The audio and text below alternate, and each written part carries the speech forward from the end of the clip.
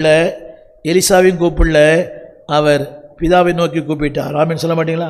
இன்னொன்று சொல்ல நம்புகிறேன். அதில் ஒரு வார்த்தை 36, இவன்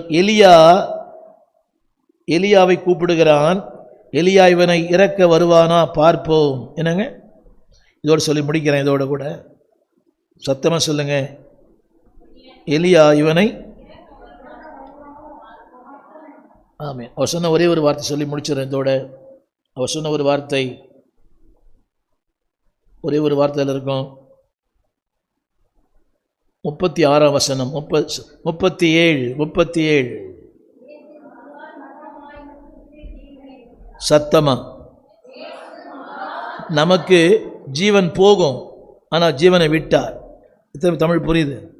அதாவது அதை விடுவதற்கு அதிகாரம் உண்டு, வைத்துக் கொள்வதற்கு அதிகாரம் உண்டு. நமக்கு ஜீவன் போகுது, ஆனால் இவர் ஜீவனை. யோவான் சுவிசேஷம் 19ஆம் அதிகாரம் 30ஆம் வசனம், யோவான் 19:30, 2 குறிப்புகளை சொல்ல விரும்புகிறேன். 2 குறிப்புகள். யோவான் 19:30,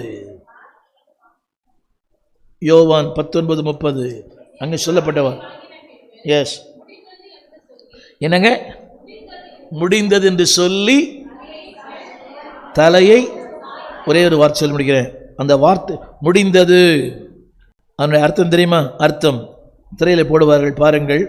முடிந்தது என்ற வார்த்தை ஆங்கிலத்தில் பயன்படுத்தப்பட்ட வார்த்தை. புரியாது ஒருவேளை, இங்கிலீஷ் படிப்பியா? ஸ்பெலிட் டெட்டலாஸ்டாய் என்ற ஒரு ஆங்கில பதம். தமிழை சொல்லுகிறேன். அதனுடைய பதத்துக்கு என்ன அர்த்தம் என்றால், முழுமையாக நிறைவேற்றப்பட்டது, முழுமையாக செலுத்தப்பட்டதுன்னு அர்த்தம். என்ன சொன்னார் அவர்? ஹலோ சார், முடிந்தது. அதன் அர்த்தம் என்னவென்றால், எதற்காக நான் பூமியிலே அனுப்பப்பட்டேனோ நிறைவேற்றப்பட்டது, முழுமையாக முடிந்தது. இது எங்கே பயன்படுத்துகிற வார்த்தை என்றால், திரையில் போடுவாங்க.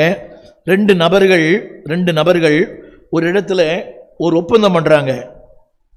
2 people மேக்கிங் an agreement. தமிழில் போட்டிருக்கிறாங்க பாருங்க. 2 தரப்பினும் ஒன்று சேர்ந்து உடன்பாட்டுக்கு வருவது. இப்போ நான் ஒரு இடம் வாங்குகிறேன், இன்னொருத்தர் நான் இடம் வாங்குகிறேன். அந்த இடம் சைன் பண்ணும்போது சொல்லுவாங்க முடிந்தது. எது முடிந்தது? பத்திரம் முடிஞ்சிச்சு, நெகோசியேஷன் முடிஞ்சிச்சு, எல்லாம் முடிச்சு.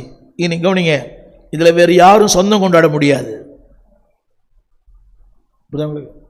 கல்யாணத்தில் கூட நம்ம சொல்கிறதில்ல, கைப்பிடிச்சி கொடுத்த உடனே என்ன சொல்கிறாரு அந்த அம்மா? சொல்லுது அவங்க அப்பா, எப்பா என் கதை, இவ்வளோ நாள்லாம் கஷ்டப்பட்டேன், இவன் நீ தான் கஷ்டப்படணும், பார்த்துக்க.